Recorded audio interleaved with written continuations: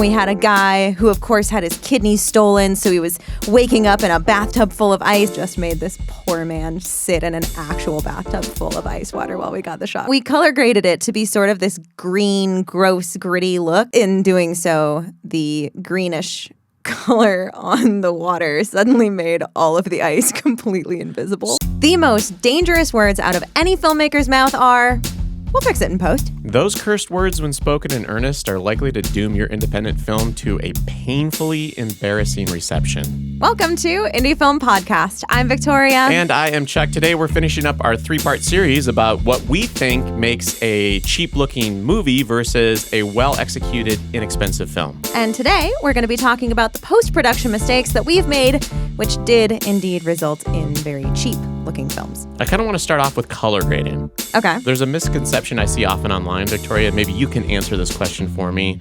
What LUT do I put on any piece of footage to make it look instantly cinematic? Oh, that's perfect. You have two choices. You can either use the original Hudson filter from Instagram, or I'm pretty sure there are several different online subscriptions that you can pay an exorbitant amount of money for, and they will give you a collection of LUTs that will instantly make your film look cinematic. Cool, and it works on any footage I shoot, right? With Obviously. Whether it's my phone or my old flip phone? Obviously. Okay, cool. Of course it does. They guarantee results with that $500 a month subscription. Oh, nice. Okay, so obviously we're joking. Yes, please don't ever pay for that. We've done our best to learn gaffing, which that's where it starts, is the lighting process. And I want to point that out to everybody. That was one of the most important lessons I learned in trying to make a film look cinematic. You can't just add a LUT? No, you can't do that. It should look good with, depending on what you're using. If you're shooting in log or if you're shooting in raw, the image should look good with whatever just basic Rec 709 LUT put on there. Or if you make your own LUT, you can usually upload those to most cameras at this juncture, I think. I think so. But it should look nice in camera. It should. And even with like the default LUT that comes on your camera, even if you don't upload your own custom one that kind of matches the themes and tones of your film, fine. Don't. Your footage, as you're filming it, should have some nice shadows on it. You should have some soft, like, cast roll off on, like, the face, a little bit of light behind people to keep them separated from the background. Like, obviously, it depends on the scene and the moment, what you're looking for, but it should look nice without a LUT. Yeah, I think, that's just a common saying amongst cinematographers. Like, their job is to add depth to a two-dimensional frame. Yeah. And it should be there. You can't just fix that with color grading, unfortunately. Any online subscription or stock site or videographer or whoever who is trying to sell you something that says this LUT is guaranteed, it's not. It's not. No. Don't believe that. And I learned that myself trying to shoot. I've talked about this a little bit before, but trying to shoot live music videos. Yeah. Using multiple cameras. Eventually, we got to the point where we were able to buy enough cameras that are close enough in color. You still got to worry about the lenses and things like that. But between, even you and I, we know a lot of people with Blackmagic Pocket 4Ks, Pocket 6Ks. Yeah. So if you're going to go into a live video shoot, whether it be a stage performance, a musical performance, or just a multicam film or video shoot, interview shoot, talking head type thing. A lot of times you'll have B-roll, multiple cameras there. But obviously it's easier to do it with the same camera to match color grading. It helps to match. Adobe's little match footage option in their color, Lumetri color, I think is what they call it. Yeah, it's fine. It works sometimes. On occasion, you'll get a good result. If you have the same camera both time, it usually works a lot better than if you have like a Canon and a Panasonic and an old Sony, which is what we were shooting with when we initially started our live video series. And so the where we started then was black and white. Yeah, and you know what? I will say black and white is a fun way to dodge not necessarily lighting something as well as you would now, knowing more. Yeah. And it's a nice way to cover up some other little subtle, soft mistakes. Or if you're doing a lot of day for night shooting and stuff like that, it can be really practical. Yeah. I would say... Just shoot night in black and white during the daytime. That's our number one pointer from this episode. Oh, God. Just substitute day for night, shoot it black and white. And everyone's now like, oh, no, I see why she said she's not a gaffer. Jesus. Just invert everything. Just invert it all so that all the blown out areas are pitch black, and that way the sky looks pitch black. I bet this will work. I'll make a LUT, and then I'll put it in the comments, and then you can download it. You can have some fun. Okay, the goal with saying that was, it's not just, you don't just desaturate your footage if you're going to make something black and white. True. You do still want to go through and kind of play with some of the grays and the tones and hitting things right and assign your perfect black to a certain color that appears in certain places in your film. And For sure. there absolutely. are very great, cool, artistic, fun ways to play with black and white. And it can be used in an intentional, artistic way other than just covering up mistakes. Yeah, it's not just for that. It's not just for that. But it does, working within our limitations early on, it was kind of one of those things when we had a really, really cheap pawn shop Sony camera. And also we were borrowed somebody's Ursa Black Magic. And it's like, I don't know how to get this 8-bit 1080p footage to look similar to the 6K Ursa.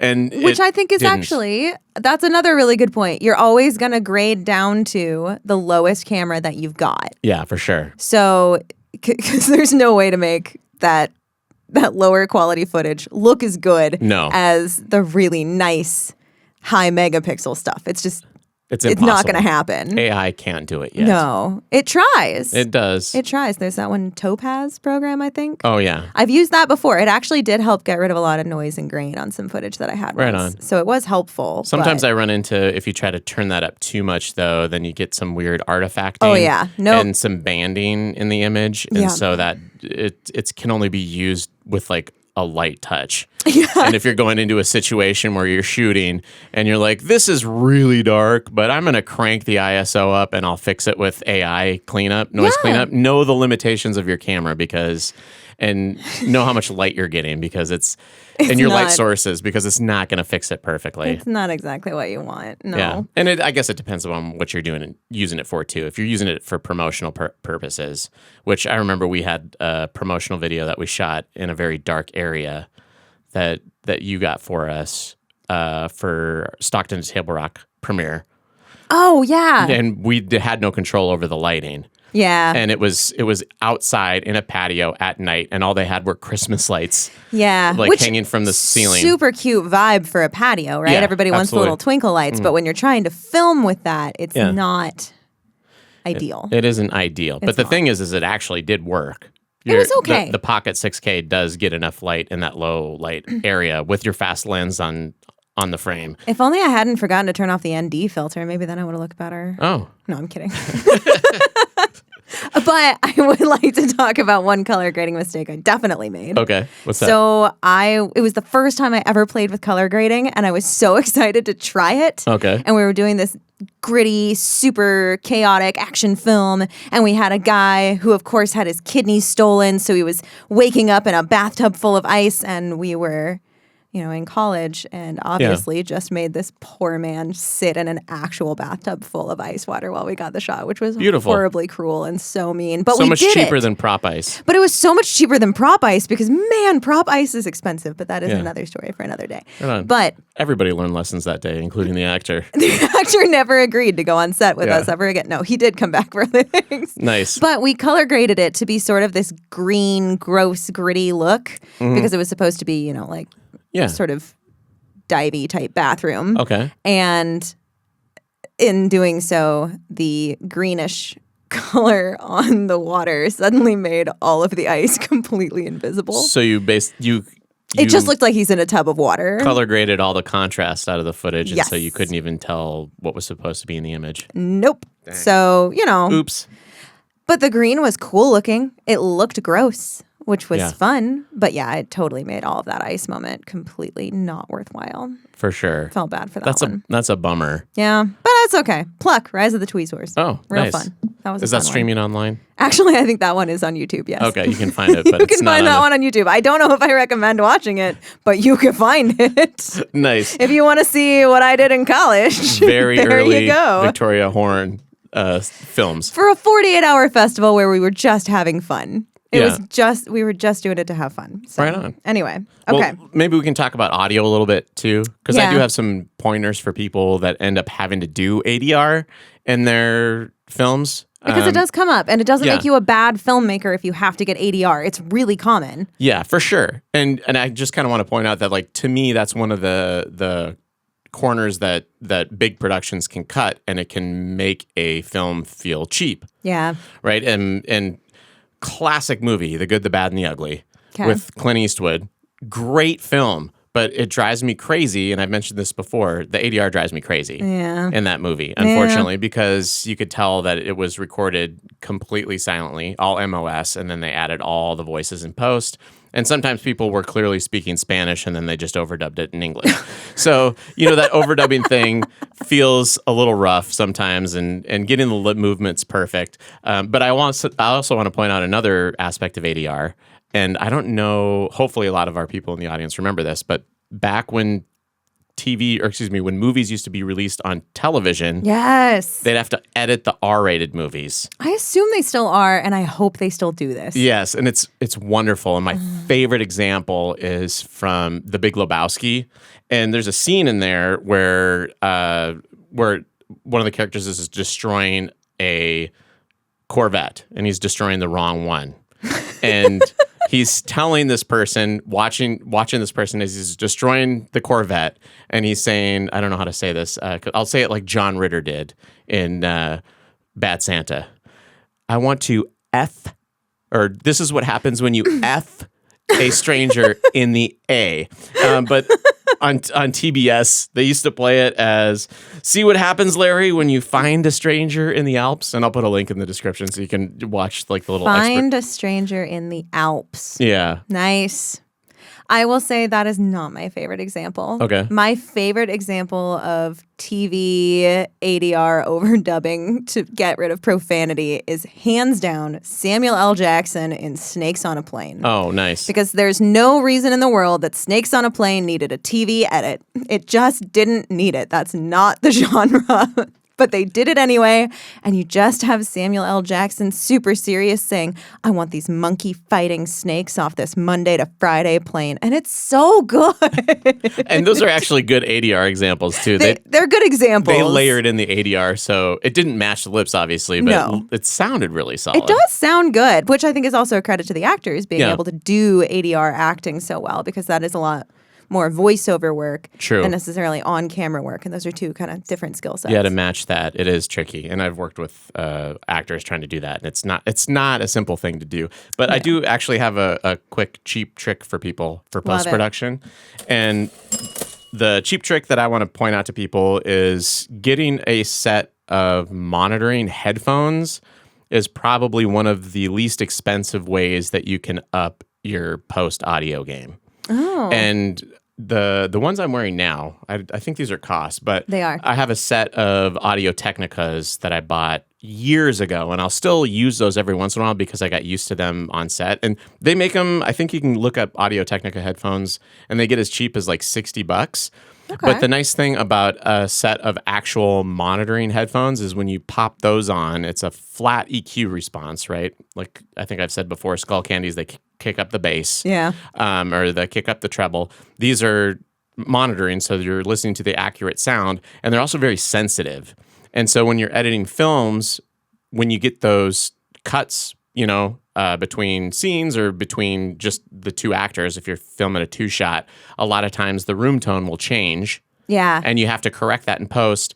And if you don't have a good set of speakers and you're not listening at a high enough volume, you're going to miss those subtle little switches between, like maybe there's a fan on one scene, or you have the microphones closer to the camera fan or the light fan. And then you're going to pick that up more so for one person than the other. Yeah, and so you want to make sure that you're layering it so that either it has a really long crossfade, or you can just add noise into the scene, add more fan noise into the scene to just even it all out so that when you're cutting between the two, it's not as jarring.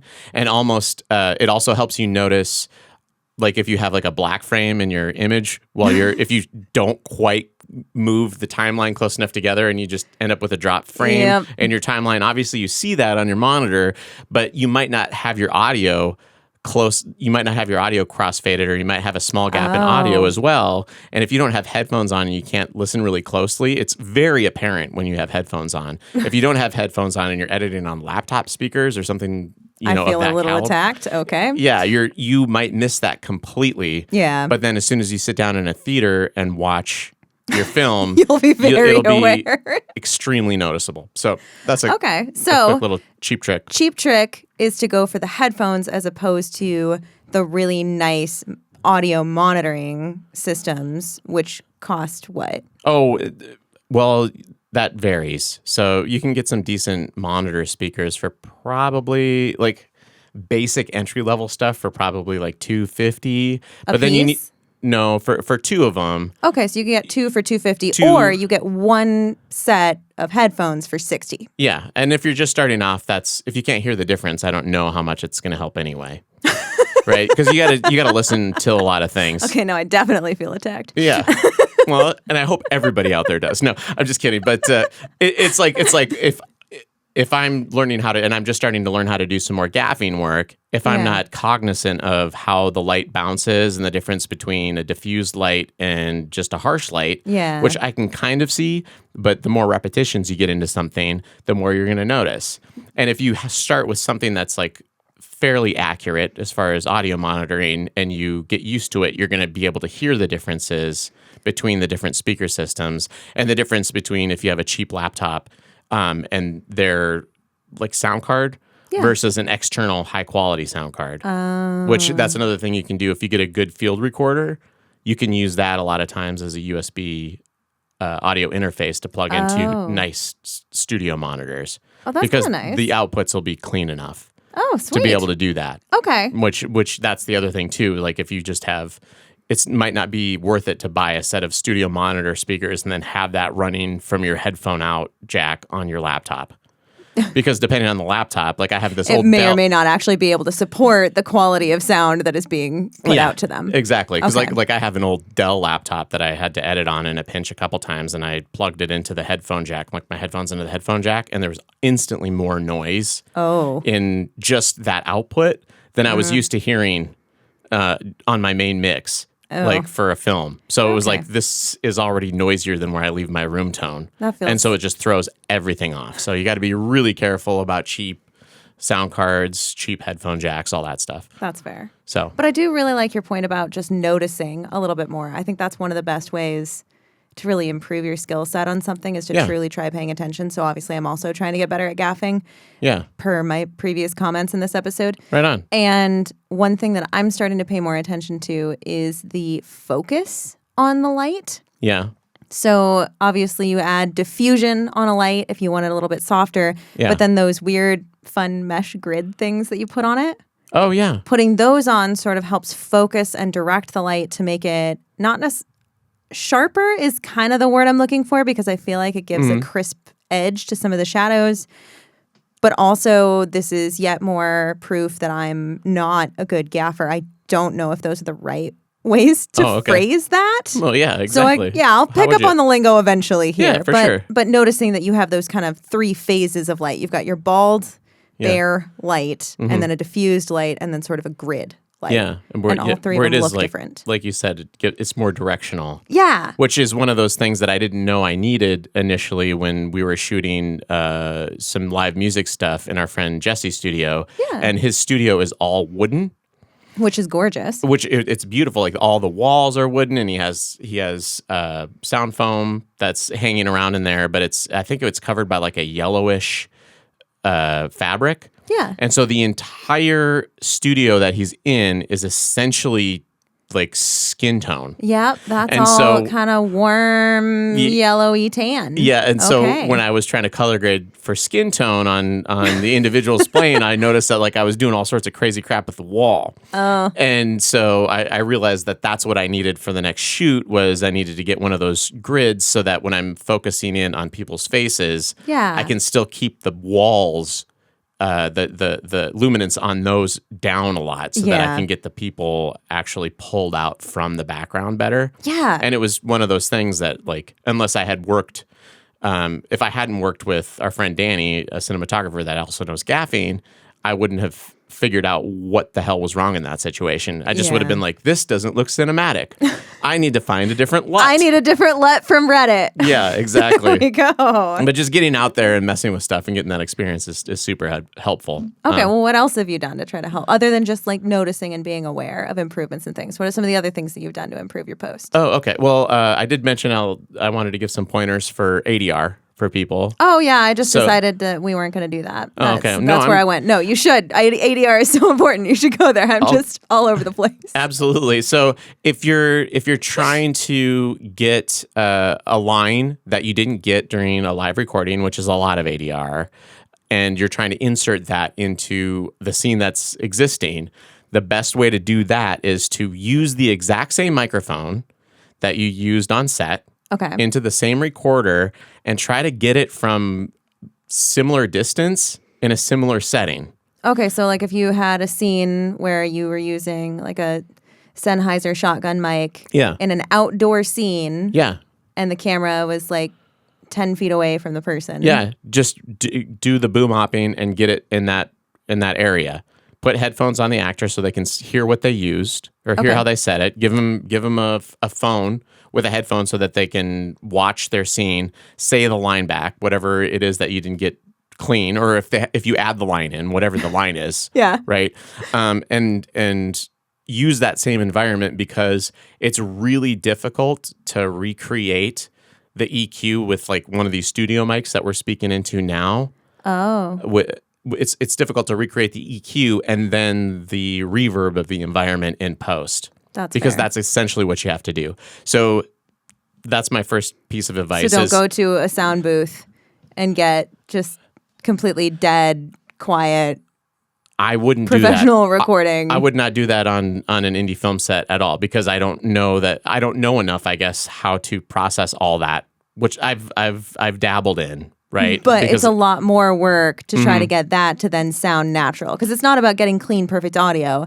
It's about getting clean audio that matches the scene. Yes, exactly. Okay. And so if you can get, in a similar situation, always do that first. If not, there's frequency analyzers that you can get.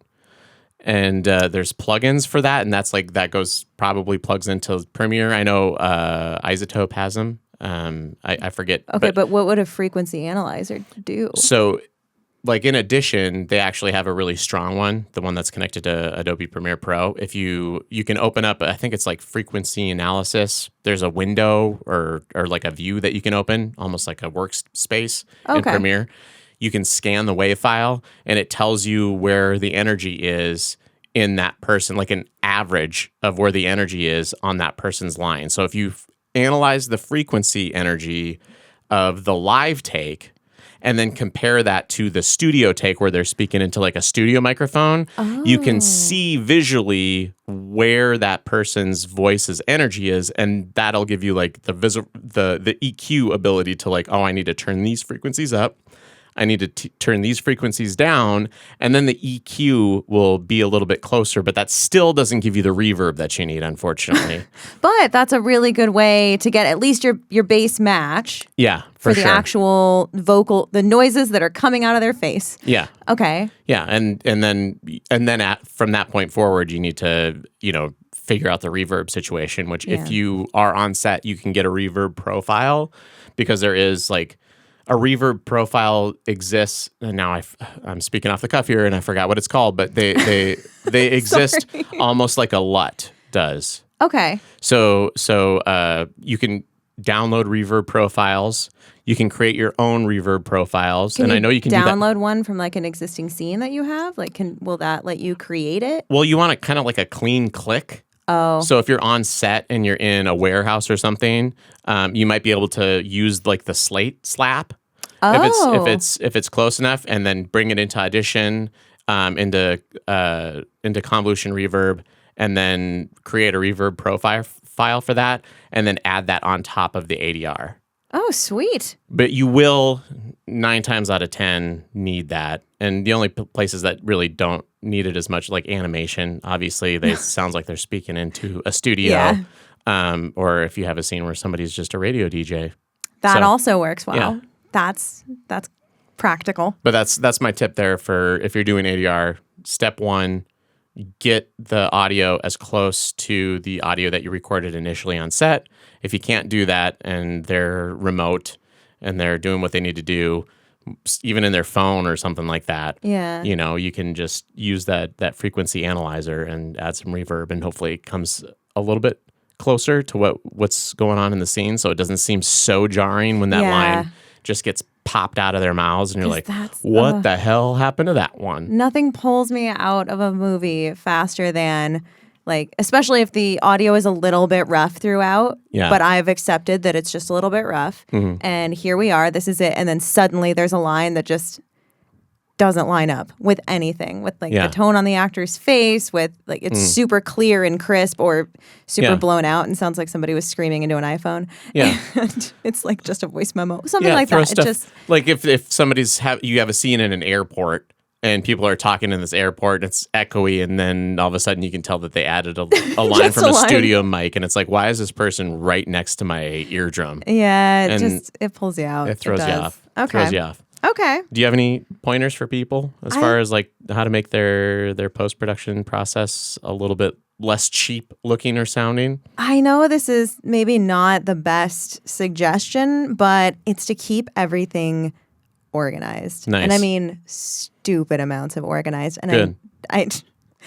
I swear by it though. Yeah. It's so important to keep every single scene, just the alignment of all the audio and video tracks for each shot and take in the order that they went in. Yeah. All in their own sequences. I then have building sequences of, individual scenes and individual moments, and then kind of tying it all together, and they're all numbered and they're all sequential, and I know exactly which one I'm on, and each one also has a little description about exactly what changed from the previous version of it. Oh, nice. So that way I know exactly what this big change was. Why was this enough for me to create a new sequence of the file? Like, did we get feedback edits round 4 or whatever? If I've got an email with feedback, and also if you're taking 4 rounds of edits and feedback, then you needed a tighter contract to prevent that from happening. Hopefully you're getting paid on that 4th round. Yeah, I hope you're being paid by the hour, not by the project. Yeah, there we go.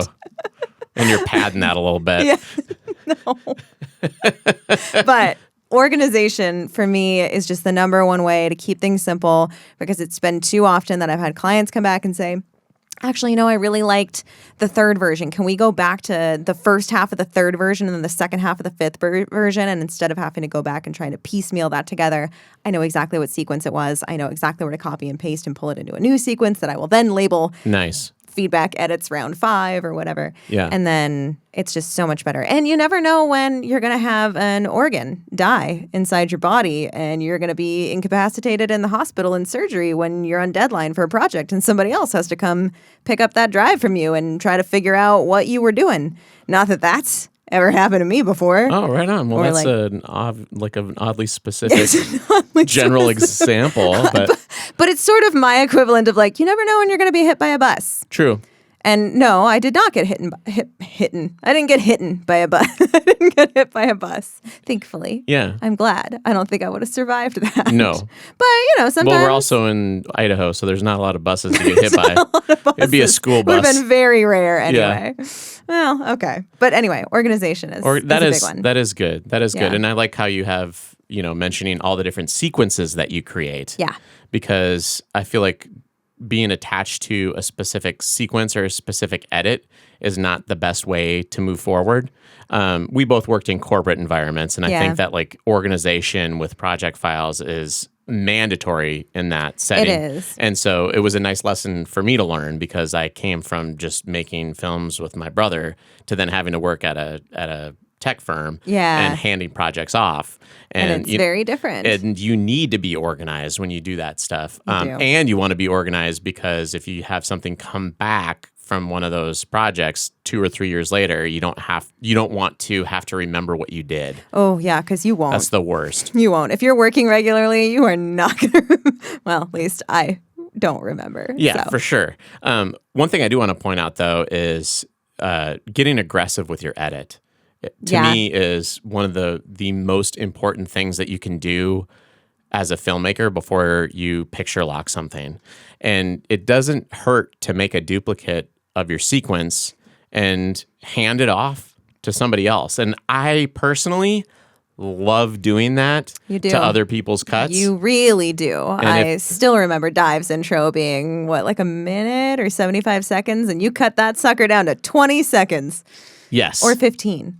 Yeah, it was really short. I think I cut a good minute off of your minute and a half intro. Yeah. And it worked though, And it works so much better. It works so much better. It's so much cleaner and it's so much tighter. But it's that thing of killing your darlings, and nobody wants to, and I get that. It hurts. It sucks to kill your darlings, but at the same time, it does make it better in the long run. And if you have somebody that you trust that knows how to work inside of an editing suite, it might be good to just let them take a stab at it. Once you get all the hard work done of syncing up all the audio to the video, you have all your scenes and sequences or however you want to get your project going, and it's all on the timeline at that juncture. Like, it doesn't hurt to just hand it over to somebody and say, hey, like, what do you think? Or okay, all right, it hurts. It hurts. It hurts. Emotionally, it's scarring deeply. Okay. But it won't hurt the final project. No, and you don't always have to take everybody's input. But sometimes, like for me,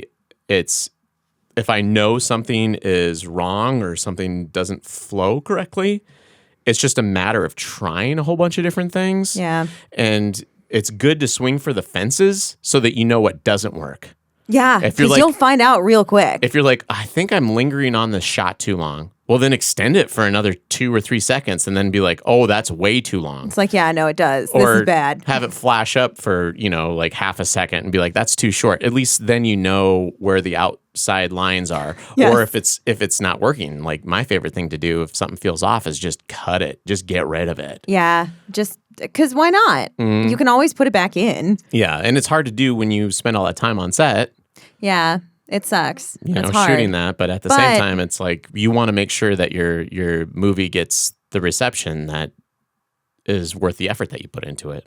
Actually, on the note of reception, that would be the other thing I would recommend is test audiences. Oh, nice. When your film is, approaching picture lock, you're not there yet, don't spend the money on color grade and audio and all that jazz just yet. Yeah. But when you get to about where you think is picture lock, I like to show it to a group of filmmakers. Okay. Because I want the filmmaking input. Plus, they're also usually like my friends and my colleagues, so they're very nice and very complimentary, and I need that sometimes. No, I'm kidding. But it's really good feedback from a filmmaker perspective, where they're going to focus on the nuance of the story and the technical. Mm-hmm. And then I also like to show it to my target audience. Okay. And see how they feel about it. And it doesn't matter if they are not filmmakers at all. I just want to hear from them what they thought about it. And obviously the feedback is going to be, well, it looks funny because it's raw footage and it's not color graded. Or it sounds kind of rough and weird because it's all the raw audio and none of the post has been done. But once you get past that feedback, it's usually good stuff on whether or not this is actually going to land with your target demographic. Yeah. And I understand for indie film, it's not always about finding your target audience, but oftentimes it really is. So try some test audiences and see if it lands. I like that. That's great. And then, hopefully you're releasing a film that gets a good reception and gets you what you want. Or at least not an embarrassing reception. Yes. Like a very cheap But film. you know what? I recommend that people do that. Hey, you've got to release at least one embarrassing film in your lifetime. If you don't do it, what are you doing? It's humbling. Don't bury it like Quentin Tarantino did with his first film, and then limited himself to whatever he said he's going to do, like 7 or something like that. And he keeps that one in the background that he shot and he was too embarrassed to release. Wasn't that Steven Spielberg's 1943? Was that what it was called? Oh yeah. He had one that he was just mortified about too. Yeah. Don't let that stop you from making things, because there's way more embarrassing things in this world than your film. And you know what? To make you feel better about it, maybe we will link to Pluck, Rise of the Tweezers. Oh, right just on. so you all can feel better about yourselves as filmmakers. Okay, well, I'm going to dig around and find it. And it's on YouTube for sure. It's nice. there. Yeah. We'll dig it up. Okay. Should we talk about our Filmmaker of the Week this week? I would love to talk about our Filmmaker of the Week this week, because our Filmmaker of the Week is Andy Blithe of Aturn Films. He is a actor, producer, dog's body, which I thought was delightful because I was not familiar with the term dog's body when I first read that, and I thought he had actually just played a dog's body on a set, and I was like, oh, I need to see that film. That sounds so cool. No, it turns out I think that is the UK equivalent of what we in the US call a gopher, or perhaps a PA. Nice. Somebody who does all the menial random tasks on a set, which I think is very humble and delightful of Andy to own that. Sometimes you're a dog's body, and I definitely am as well. And I don't know if gopher is a term in the UK or Australia or Canada. But I have no idea. Which we call them a gopher, like the animal, but it's literally like, can you go for some coffee? Yeah. So you're a gopher. Yeah. You just go for it. I don't know if dog's body plays off as the same. I have no idea. That's good. You just load up the dog's body like a sled. Anyway. Comment. Let us know the origin of that. Anyway, so thanks for teaching me a new word, Andy. But Andy also created his entirely own film. And by entirely own film, I mean he did everything for this feature-length film. So acting, producing, cinematography, editing, video, all of it. Every single thing that was done to make this movie happen was done by Andy Blithe. And I think that's impressive. Super cool. Because I've seen some shorts where people do completely one-off by themselves, and it's really awesome. But a feature is intense. Yeah, it's a lot of work. That's a lot. So obviously, if you've heard of other people doing that, please comment, let us know. But we'll also be linking to Andy's YouTube channel, because that feature-length film that he solely, single-handedly, that's the word I'm looking for, made, is streaming on a couple different platforms, including Amazon Prime, I believe. Oh, right on. So we'll be linking to his YouTube channel, so that way you can go check out the trailer. And he does travel vlogs, too. He does travel vlogs, too. So that's probably where you get I'm guessing, Andy, that's where you got all your reps in, as far as making stuff by yourself. Probably, because travel vlog is a lot of solo work, too. And it's not easy. No. And it's also interesting to imagine how the tax write-offs work in the UK, because I know that travel vlogging is great for those in the US as filmmakers, but I will not be dispensing international tax advice because I don't actually know how taxes work in other countries. Yeah, we're just all looking for ways to evade around the world right now. Yeah. I don't think any of us really are like excited to pay any of our hard-earned income right back up to the people that are taking it. But we're not excited. That's a different podcast. That's a much different podcast.